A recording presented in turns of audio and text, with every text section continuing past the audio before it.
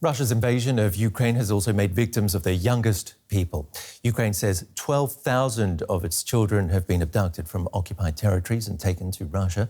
DW's Emmanuelle Chaze found one family for whom the separation has finally ended. Reunited at last. Oksana and her daughter Yeva. It's nearly a year since they last hugged.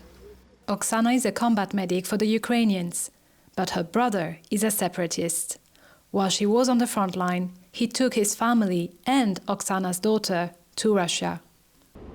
To understand how this was possible, we traveled near Poltava in central Ukraine.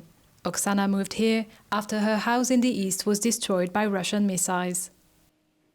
She preferred to not bring her daughter to our interview. Oksana is still recovering from head injuries sustained in Bakhmut on the front line last September. A widow, Oksana had left Yeva with her parents, somewhere she thought was safe. When I was injured, all my possessions, ID, phone, were burned. I couldn't contact my family immediately. When I finally found an opportunity to call my mother, I found out that my own brother had taken my child to the territory of the Russian Federation. It took 4 months to get her back. I immediately filed a complaint with the police. I knew that if I didn't solve this at the official level, I would never see my daughter again. I'm a military person, so there was no way I would have been able to go to Russia, and my brother didn't want to return my daughter. This is where Ukraine's Parliament Commissioner for Human Rights investigates abductions and deportations.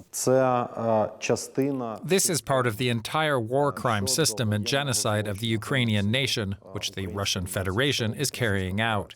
Ukrainian children are forcibly deported. Russians are trying to resettle them throughout the territory of the Russian Federation as quickly as possible.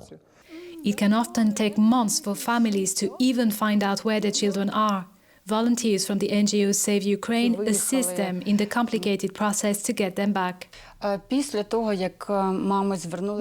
to organize the trips to Russia after being contacted by mothers reporting the abduction of their children. We organized the necessary documents and covered all expenses related to passports and translations. Then we arranged the travel itself. Having to go through European countries, then Belarus, Russia, Anapa, and then return, with the children this time. While Yeva was in Russia, Oksana fought for the chance to talk with her. Eventually, he gave me my daughter's new phone number and began to allow her to be in touch and to give her some internet so I could talk to her sometimes. She went to school there, she was treated well, but she constantly said, "Mom, I want to come home."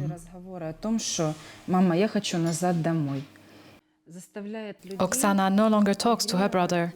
She hopes to go back to the front line, but for now, she and Yeva are making up for lost time. We are together all day long, especially now that it's the holidays. We communicate a lot.